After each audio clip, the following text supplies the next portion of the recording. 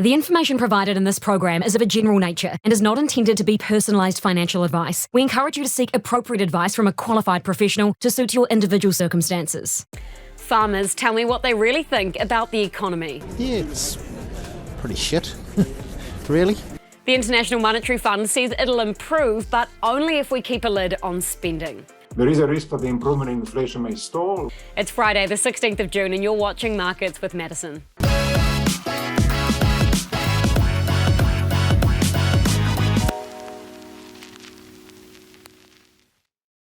This week I swapped my heels for gumboots to be probably the most out-of-place person at Fieldays. But farmers and growers have had a hell of a year so far, and I wanted to know how they're getting on. In all honesty, pretty poo. Not that good. I think it already has slowed down, to be honest. Frustration, put it that way. The rural economy is struggling under the weight of inflation and rising interest rates. Ask farmers what they're battling with and you get one word: costs. Everything. Fertiliser, animal health, fencing, you name it. Between 15 and 20%, some of it. Almost every dairy farmer here supplies to Fonterra, which just dropped its guidance for next season's farmgate milk price to a midpoint of $8. How much do you need in that forecast farmgate milk price to break even on your farm? At the moment, it's around $8.30 just to break even with debt servicing and staffing and everything else. And it's dropped below that. So at the moment, it's not looking good. I can see people's going to go to the bank and up their overdrafts tremendously just to cover costs. The most recent global dairy trade auction saw a 3% drop in the price of whole milk powder. Demand in China isn't coming back as strong as hoped. From cattle to kiwi fruit, producers have had to deal with a handful of adverse weather events destroying crops. It's been a really tough start. So overall, our kiwi fruit growers have had some of the lowest yields that they have seen in the last decade. And that means that the money that they can generate per hectare is really challenged. The good news is that internationally we're getting record high prices, and that's great. Those high food prices are impacting sheep and beef farmers. Fewer consumers are buying red meat.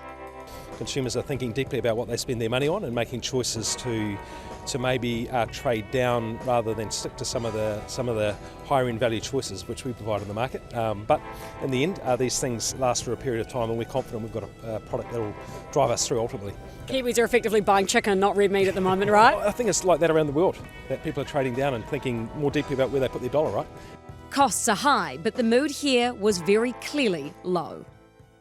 The International Monetary Fund is a bit more optimistic. New Zealand is officially in a recession, but the IMF sees growth ahead. Although in a report released this week, it warned there's a risk the Reserve Bank may have to keep hiking rates. An author of the report is over from Washington. Hey Evan, how are you? I'm very well, Madison, thank you. The Reserve Bank of New Zealand says that it's done hiking, but you're suggesting that there may be further hikes needed at some point down the line. What makes you think that they may have to renege on that? Madison, we think the level of the official cash rate is roughly appropriate here.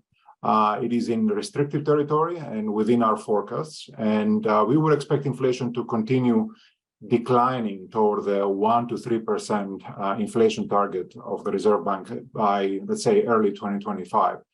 Of course, this is just a forecast, and we assume that there won't be much more stimulatory policy action by the government or any other major shocks, such as further unsustainable wage increases. So there is a risk that the improvement in inflation may stall, which then would require stronger action by the Reserve Bank to bring inflation under control, which would carry larger risks. Yeah, on that, what are those upside potential risks to inflation in the near term? There could be some where you see inflation coming down a little faster than anticipated, potentially on the back of the strong net migration developments that have taken place.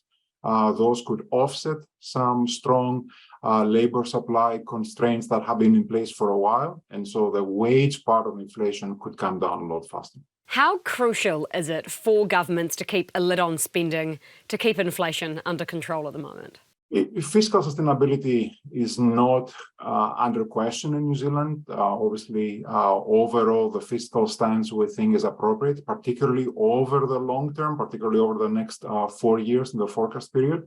But next year's fiscal impulse, as economists like to call it, or slightly more stimulatory effect on the economy could potentially have an additional knock-on effect on keeping inflation potentially high or stimulating more demand.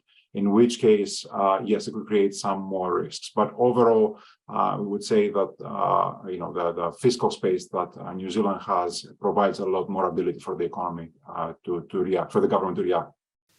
Do you foresee our Reserve Bank lowering interest rates in the near term, or are they likely just to stay where they are for a wee while? Our advice to the Reserve Bank has been to keep rates where they are for a prolonged period of time. Of course, there is a very strong data dependency going forward, and we'll have to react to economic conditions. But if things go along the lines that we expect in our baseline forecast, we think that rates will stay here for a little while longer. You've said in your report that New Zealand is going through a necessary slowdown. We're now officially in a recession. How much pain do you think our economy has to go through in order to pay back all of that government COVID stimulus? Madison, New Zealand's growth is indeed slowing down, but we think the economy is overall in a good place. And there aren't many significant or major concerns, even though a number in the GDP may signify a technical recession. We expect growth for calendar year 2023 to be at 1% year over year, and potentially another 1% or so for 2024. So this is not by any means a significant hit to growth. Also that should be seen in the context, as we mentioned, also the very strong recovery from the pandemic. 6.1% growth in 2021 and 2.4% last year. So there is quite a lot of rebalancing that still needs to take place. How worried should we be about our current account deficit? Yeah, the current account deficit obviously could potentially be seen as a sign of external imbalances that have built into the economy post-pandemic, particularly. We think that the current account deficit should continue declining. There aren't any particular impediments, if you will, into the current account adjusting. And already on Wednesday, you saw that there have already been some improvement in the first quarter of this year. Longer term, we do have economic challenges as a country. We have an ageing population. How should we grapple with all of those things, Evan? Madison, these are always very important issues, particularly over the long-term sustainability of growth. Indeed, the issue of an aging population is a slow-burning issue, but an important one nonetheless. And I should preface by saying that New Zealand is by no means unique on that front. When you compare New Zealand to most advanced economies, New Zealand is about in the middle of the pack in terms of the old age dependency ratio, for example. Obviously, the question there is what should New Zealanders expect in terms of pension and the welfare system? For many people in New Zealand, as you very well know, the super is the main source of income after retirement. Are we too obsessed with housing as a country? I wouldn't say obsessed. There are definitely some imbalances in the housing market. We think affordability is still an issue to be resolved. Housing supply needs to be addressed. And so I think there's a greater need for more action there. There's been some people questioning whether or not the IMF is sort of the right agency to really give us a sort of a health assessment on our economy. Can we trust this IMF report? I believe that you can, Madison. A lot of the views that we're taking obviously are not unique just to the IMF. We tend to look at New Zealand in a comprehensive manner. We discuss our findings and our conclusions with a wide range of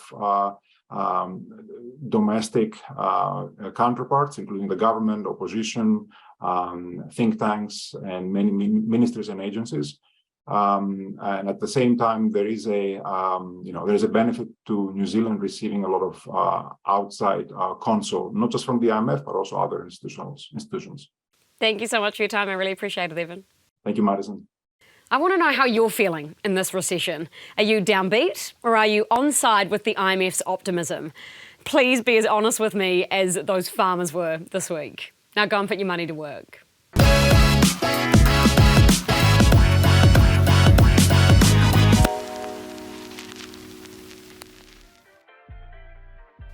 Thanks for watching Markets with Madison, the New Zealand Herald show for interested investors. If you want to stay up to date with financial markets, click the subscribe button below and you can watch our other episodes here.